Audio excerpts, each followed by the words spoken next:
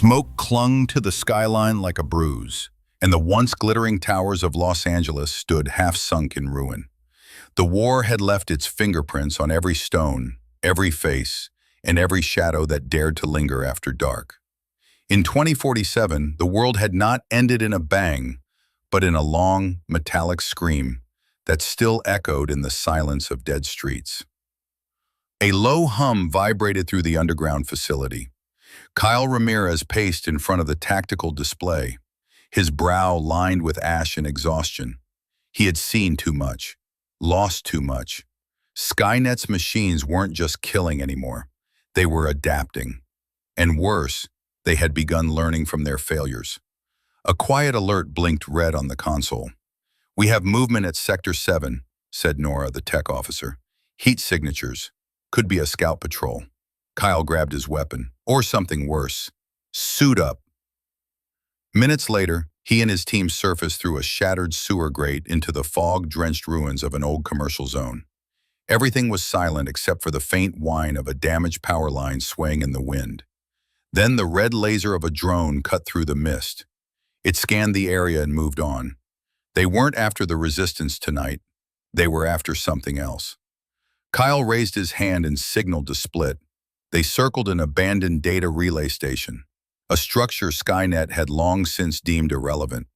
But the signal had come from here, and that meant one thing: a bait. The explosion came from above, a plasma charge tearing through the upper floors. Kyle hit the ground, rolled, and came up behind cover just in time to see a silhouette step through the smoke. It was humanoid, tall, calm, and silent. Its face was human, but too still, too clean for this place. Its eyes gleamed with quiet red beneath a hooded layer of synthetic flesh. It looked at Kyle. No emotion, just evaluation. The resistance opened fire. Bullets ripped through the air, but the figure barely flinched. It advanced, arms rising. Two of Kyle's soldiers went down in seconds. One with a crushed chest, the other caught mid-step by a steel arm that tore through him like paper. Kyle launched an EMP grenade. The explosion sent waves of static in every direction. The figure froze, trembled, then collapsed, twitching. He approached it carefully.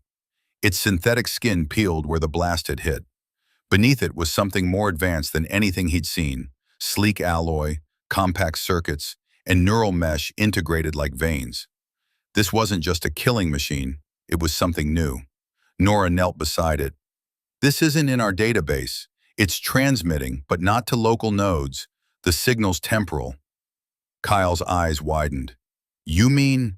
"It's not just communicating, it's reaching across time." Back at the underground base, they dissected the unit. What they found changed everything.